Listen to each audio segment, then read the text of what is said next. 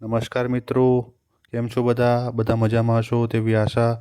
મિત્રો, સ્વાગત છે તમારું આપણી આ ચેનલમાં, જેમાં આપણે હેલ્થ રિલેટેડ અવનવા વિડીયો મૂકતા હોઈએ છીએ. આજના આપણા વિડીયોમાં આપણે કેરી એટલે કે મેંગોના ગોટલી એટલે કે મેંગોના બીજના ફાયદાઓ વિશે ચર્ચા કરવાના છીએ.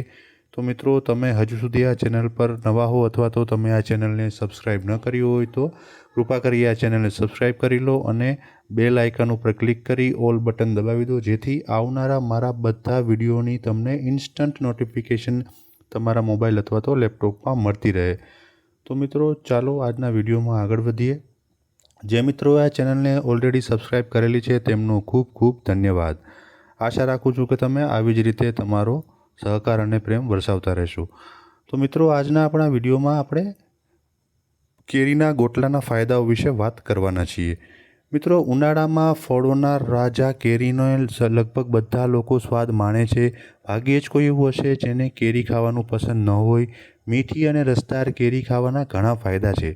આપણામાંથી ઘણા એવા છે કે જેઓ કેરી ખાધા પછી તેના ગોટલાને કચરો સમજીને કચરામાં ફેંકી દે છે.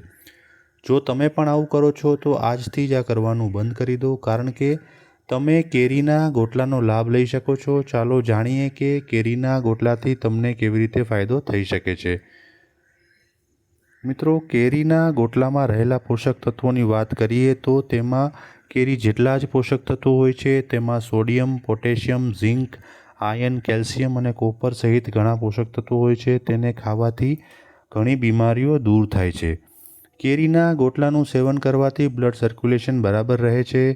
આ કોલેસ્ટેરોલ લેવલને નિયંત્રિત કરવામાં મદદ કરે છે.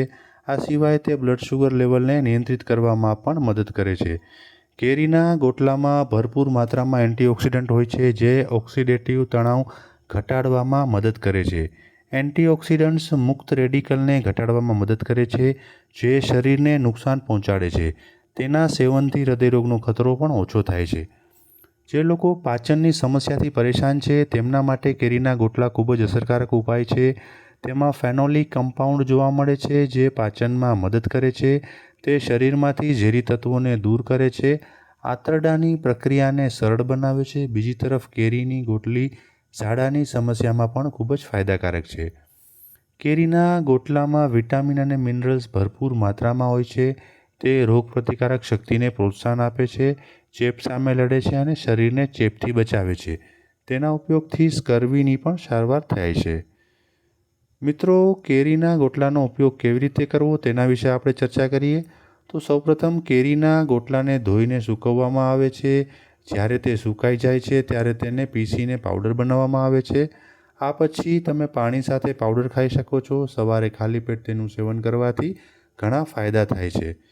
તમે આ પાવડરને સ્મૂધી અથવા સલાડમાં ઉમેરીને પણ ખાઈ શકો છો. તો મિત્રો, આશા રાખું છું કે આજનો આ વિડીયો જોયા પછી તમને કેરીના ગોટલાના ફાયદાઓ અને કેરીના ગોટલાનો ઉપયોગ કેવી રીતે કરવો તેના વિશે મહત્ત્વની માહિતી મળી હશે. જો તમને આ વિડીયો પસંદ આવ્યો હોય તો લાઈક કરો, શેર કરો, કોમેન્ટ કરો. તમારા મિત્રો અને પરિવારજનોને શેર કરો, જેથી તે લોકો પણ આ વિડીયોનો લાભ લઈ શકે. મિત્રો, જે લોકોએ ચેનલ સબસ્ક્રાઈબ કરી છે તેમનો ખૂબ ખૂબ ધન્યવાદ. હું આશા રાખું કે આવી જ રીતે તમે વધુને વધુ વિડીયો જોતા રહેશો અને હેલ્થ રિલેટેડ આ માહિતી વધુને વધુ લોકો સુધી પહોંચાડવા માટે પ્રયત્નશીલ રહેશો. તો મિત્રો, ફરી મળીશું એક નવા વિષય સાથે, એક નવા વિડીયો સાથે.